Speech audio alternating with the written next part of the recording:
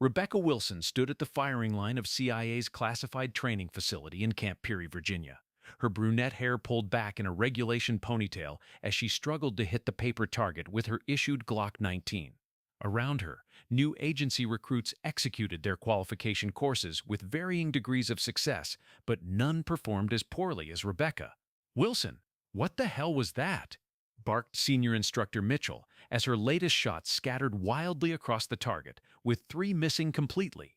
"That's your third failure this month. How did you even get selected for this program?" The other trainees exchanged knowing glances. Wilson was clearly the weakest shooter in the class, a liability in a program where firearms proficiency was non-negotiable. From which city in the world are you watching this video today? Let us know in the comments. And if you believe that heroes come in the most unexpected forms, don't forget to subscribe. At 35, Rebecca was noticeably older than most of the other CIA trainees at the farm, having been recruited after what her file vaguely described as extensive consulting work in conflict regions. Her background check had raised no red flags, her psychological evaluation had been textbook, and her language skills were impressive, fluent in Farsi, Arabic, and Russian. But her inability to handle weapons had become a running joke among both instructors and fellow trainees. What none of them knew was that beneath Rebecca's carefully constructed personnel file lay a history so classified that even the CIA director himself needed special clearance to access it. Rebecca's morning had started at 5 a.m. with a 5-mile run around the secure perimeter of the farm, the CIA's highly classified training facility hidden in the Virginia woods. As she showered and dressed in the standard trainee uniform, tactical pants, and a gray t-shirt with no identifying markings, she mentally prepared for another day of deliberate failure. 3 more weeks, she reminded herself. Just 3 more weeks until this deep cover assessment was complete, and she could return to her real work. The firing range was standard agency issue. State-of-the-art electronic targeting systems, soundproofed walls, and advanced ventilation to clear powder residue. As the morning qualification session began, Rebecca took her position at lane 7, deliberately adopting a flawed stance that any competent instructor would immediately notice. "Wilson, fix your grip," called Instructor Taylor, a former Delta Force operator who now trained CIA paramilitary operatives. "You're anticipating the recoil again." Rebecca nodded, making minimal adjustments that would ensure continued poor performance. She fired her first 5-round group, deliberately pulling 2 shots wide right and sending another over the top of the target completely. Taylor sighed dramatically. "Wilson, I need to see you after class again." The other trainees smirked. This was becoming a daily occurrence, Wilson getting pulled aside for remedial training that never seemed to improve her performance. Some had started a betting pool on when she'd be cut from the program. After the morning session, Rebecca reported to Taylor's office as instructed. The walls were adorned with photographs from his military career, deployments to Afghanistan, Iraq, and other locations that remained classified. He gestured for her to sit. "Wilson, I'll be blunt. You're failing. Badly." Taylor pushed her qualification targets across the desk, a scattered mess of holes that barely qualified as groups. "This isn't just about marksmanship. Your weapons handling is dangerous, your tactical movement is sloppy, and your situational awareness is non-existent." Rebecca maintained the appropriately concerned expression of a struggling trainee. "I'm trying, sir. I really am." "Trying isn't good enough in this business." Taylor leaned forward. "The agency recruited you for your language skills and regional expertise, but those won't matter if you can't handle yourself in the field. I'm recommending you be reassigned to analytical work at Langley." This was unexpected.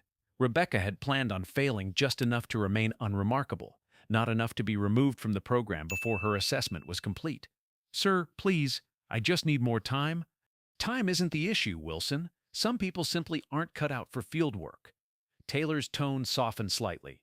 "There's no shame in it. You'll still serve your country, just from behind a desk." Rebecca left the office with her mind racing. Being pulled from the program would compromise her entire mission, evaluating the security and effectiveness of the CIA's new paramilitary training protocols. Her cover as Rebecca Wilson, linguist and regional expert with no field experience, had been meticulously crafted to test whether the agency's vetting procedures could detect an infiltrator with falsified credentials. So far, they had failed spectacularly. At lunch in the facility's dining hall, Rebecca sat alone, picking at a salad while considering her options. Her isolation was partly by design. A struggling trainee would naturally become somewhat ostracized, but it also gave her space to think. Mind if I join you?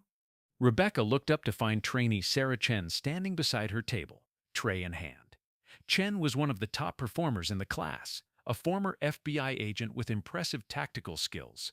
Sure, Rebecca replied, gesturing to the empty chair. Chen sat down, studying Rebecca with intelligent eyes. Rough morning? That obvious, huh? Taylor's not exactly subtle. Chen took a bite of her sandwich. I could help you. Extra practice sessions after hours.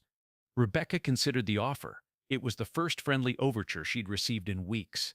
Why would you do that? Chen shrugged. Because we're supposed to be a team, and teams don't leave people behind. The sentiment was admirable, if naive. In Rebecca's experience, the intelligence world was far less collegial than training programs pretended.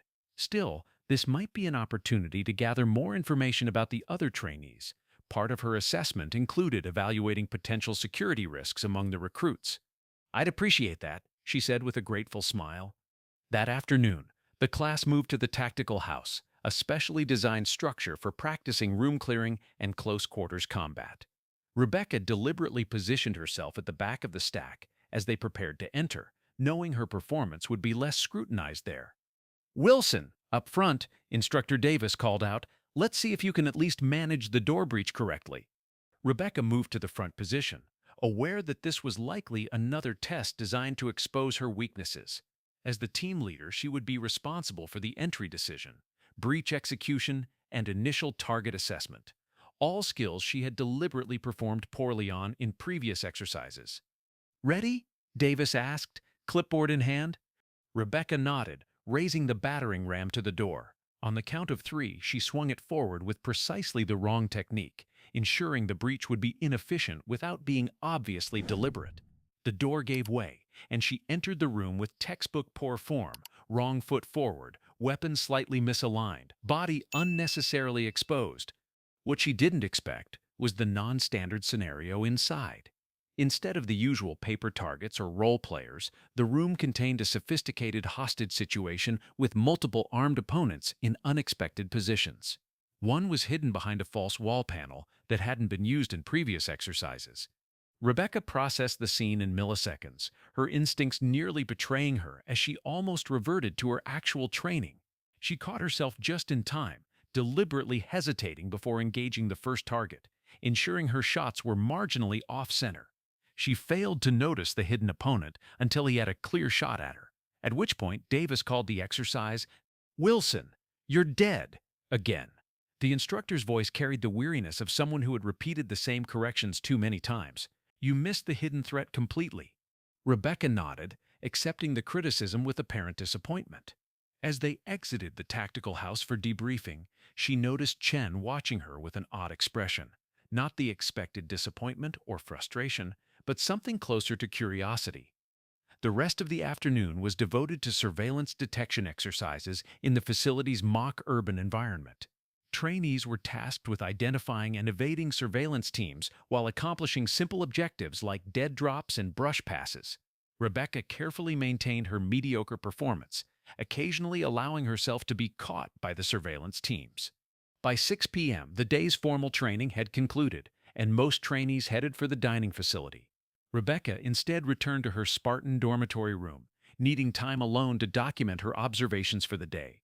Her quarters, like all trainee accommodations, were minimally furnished: a bed, desk, chair, and small bathroom. No personal items were allowed during training, part of the process of teaching operatives to adapt to new identities.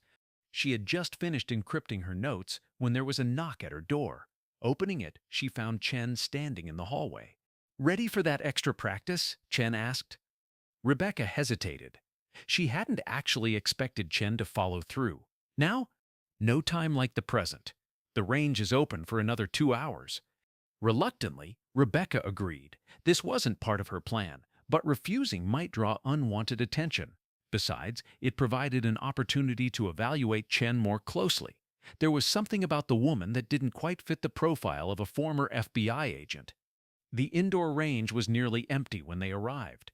Chen signed them in and requisitioned 2 Glock 19s, the standard sidearm for trainees.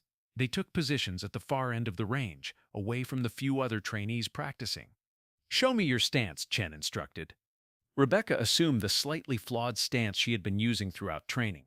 Feet too close together, grip too tight, arms locked when they should be slightly bent. Chen studied her for a moment, then made a surprising observation. "You're doing that on purpose." Rebecca maintained her confused expression. "Doing what?" "Making mistakes. Basic ones." Chen's voice was low, ensuring they wouldn't be overheard. "The question is why?" Rebecca laughed, deflecting. "Trust me, if I could shoot better, I would. I'm about to wash out of the program." "See, that's what's interesting," Chen continued, adjusting Rebecca's stance with professional precision. "Your mistakes are too consistent. Real novices improve randomly. They get better at some things while still struggling with others. Your performance is too uniformly bad." Rebecca felt a chill that had nothing to do with the air-conditioned range. Chen was more observant than she had anticipated. "I don't know what you're talking about." "I think you do." Chen handed her the Glock. "Now show me what you can really do." It was a test, one Rebecca couldn't afford to fail. She maintained her role, firing another mediocre group that scattered across the target. Chen studied the target, then looked directly at Rebecca. Interesting choice, maintaining cover even when directly challenged. She smiled slightly. "That's actually the correct response. If you were an infiltrator, that is." Before Rebecca could respond, the range door opened and Director Calloway entered, the head of the entire CIA training program, a man who rarely interacted with trainees directly. He walked directly to their position, nodding to Chen before addressing Rebecca. "Wilson, gather your things. You're being transferred." Rebecca maintained her confused trainee persona. "Sir? Transferred where?" "That's classified," Calloway replied. "You have 30 minutes to pack." As Rebecca left the range, she heard Chen say quietly to Calloway, "She never broke character, not even when directly challenged." Something was very wrong. This wasn't part of the assessment protocol she had been briefed on. Had her cover been blown? Or was this some additional test she hadn't been informed about? In her room, Rebecca quickly packed her few belongings, mind racing through contingency plans. If her cover had been compromised, she needed to establish contact with her handler immediately. But doing so would blow the entire operation if this was merely an unexpected training scenario. A knock at her door interrupted her thoughts. Two security officers stood outside. "Miss Wilson, please come with us." They escorted her not to a vehicle as she expected, but to a secure conference room in the administration building. Inside, Director Calloway waited alongside a man Rebecca instantly recognized, despite never having met him in person, CIA Director Thomas Reynolds. "Please, sit down," Reynolds said, gesturing to a chair across from him. Rebecca complied, maintaining her confused trainee demeanor while inwardly calculating escape routes and response options. Reynolds opened a folder and removed a photograph, sliding it across the table. It showed Rebecca in tactical gear, face partially obscured, exiting a helicopter in what appeared to be northern Syria, a photograph that should not exist in any database, classified or otherwise. "Would you care to explain this?" Reynolds asked. Rebecca studied the photo, then looked up with genuine confusion. "Sir, that's not me." "We know exactly who you are," Calloway interjected. "The question is, who sent you?" Rebecca maintained her cover. "I don't understand. I'm Rebecca Wilson. I was recruited from Georgetown University where I taught linguistics." Reynolds sighed, then nodded to someone behind her. Rebecca heard the conference room door open and close. "Your performance has been exemplary," a new voice said, one Rebecca knew all too well. She turned to find General James Harrington, director of the Defense Intelligence Agency, and her actual commanding officer, standing behind her. "Sir?" For the first time, genuine confusion showed on Rebecca's face. Harrington took a seat beside Reynolds. "You can stand down, Colonel. Operation Mirror has concluded."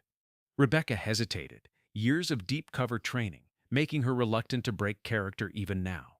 "That's an order, Colonel Wilson," Harrington said firmly.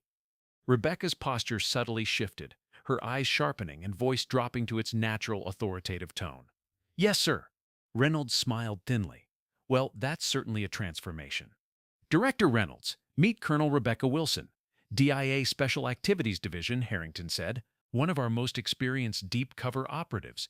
I gathered, Reynolds replied dryly, though I'm still unclear why the DIA infiltrated my training program. Harrington slid a file across the table. Joint Chiefs Authorization.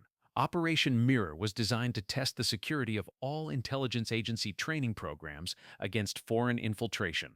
Colonel Wilson has successfully penetrated FBI, NSA, and now CIA training with falsified credentials. Rebecca finally spoke, her voice now carrying the confidence and authority she had suppressed for weeks. Sir, if I may ask, how was my cover compromised? It wasn't, Chen said, entering the room. Not technically. Rebecca turned to find that trainee Chen had undergone a transformation of her own, now carrying herself with the unmistakable bearing of a senior intelligence officer. Colonel Wilson, meet Deputy Director Lisa Chen, CIA Counterintelligence, Reynolds introduced them. You were testing me, Rebecca realized. Chen nodded. After the FBI and NSA breaches, we were warned you might target us next. I was inserted into the training class specifically to watch for anomalies. And I gave myself away, Rebecca acknowledged, analyzing her performance for the fatal flaw. Not in the way you think, Chen replied. Your cover was impeccable. Background, behavior, performance, all carefully calibrated.